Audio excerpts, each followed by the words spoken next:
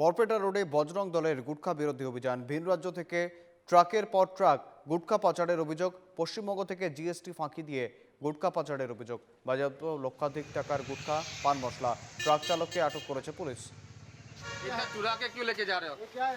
ভিন রাজ্য থেকে ট্রাকের পর ট্রাক গুটখা পাচারের চেষ্টা।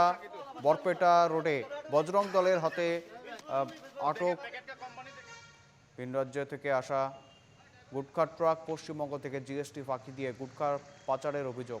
বাজেয়াপ্ত লক্ষাধিক টাকার গুটখা, পান মশলা।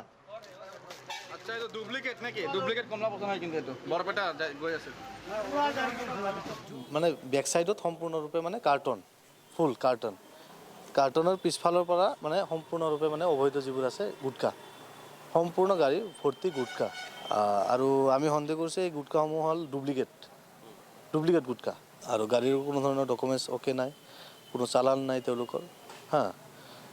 এইসমূহ যিটো চিণ্ডিকেট চলি আছে, এই চিণ্ডিকেট বন্ধ হ'ব লাগে, এইটোৱে আৰু। মালটো আহিছে আপোনাৰ গেলেমফু ভূটানৰ পৰা, ড্ৰাইভাৰে জনোৱা মতে। হয়, কোনো কাগজ পত্ৰ নাই। আৰু গেলেমফুৰ পৰা বৰপেটা ৰোডত আহোঁতে তিনিটাকৈ ড্ৰাইভাৰ চেঞ্জ হৈছে গাড়ীখনৰ। এইটো আপোনাৰ 10 চকীয়া ট্ৰাক। গুটখা আৰু গুটখাই আছে, আৰু কিবা আছে যদি পুলিচে এইটো জানে। আৰু সন্দেহবশত মানে কি, বঙাইগাঁৱৰ ৰাষ্ট্ৰীয় বজৰং দলে এইটো মানে ইনফৰমেশ্যনটো পাইছে, পোৱাৰ পাছত আমাক এইটো জনাইছে। জনাৰ পাছত আমি বেকীৰ পাৰত এই গাড়ীখন ধৰোঁ। ধৰাৰ পাছত তেওঁলোকে আহে, আমি গাড়ীখন চাওঁ, খুলি কেনে চাওঁতে আমি চব গুটখা ইত্যাদি পাওঁ। পোৱাৰ পাছত কাগজ পাতি একো নাই। তাৰপিছত আমি পুলিচক বস্তুটো হেণ্ড অভাৰ কৰি দিওঁ।